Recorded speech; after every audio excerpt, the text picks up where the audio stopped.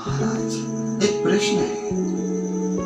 जीवन में सुख और आनंद का क्या अर्थ है?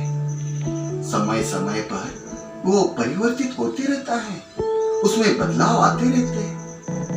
बताइए महाराज, बताइए। मैं समझ रहा हूं तुम्हारे मन में क्या क्या उथल पुथल चल रही है। सुख और आनंद का अर्थ है कि मन की शांति और मन में उत्साह। किसी कार्य को करने से अगर तुम्हारे मन में उत्साह होता है तो बस वो है आनंद। ये समय समय पर जीवन में बदलता रहता है। जैसे बाल्यकाल से 12 वर्ष तक की आयु के लिए पढ़ाई, वस्त्र और खाना पीना ही सुख और आनंद का केंद्र बिंदु होता है।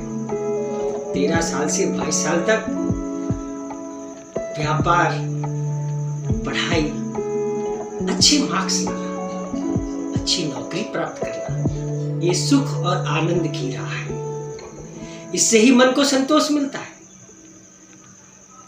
23 साल से 40 साल तक विवाह का आनंद लेना चाहिए, क्योंकि 40 साल के बाद तो आपको वैरागी हो जाना है। ऐसा वैरागी नहीं कि आप घर की सारी दुख तकलीफों को बोझ समझ करके छोड़ दे और कहीं जंगल में जाकर के बैठ जाए।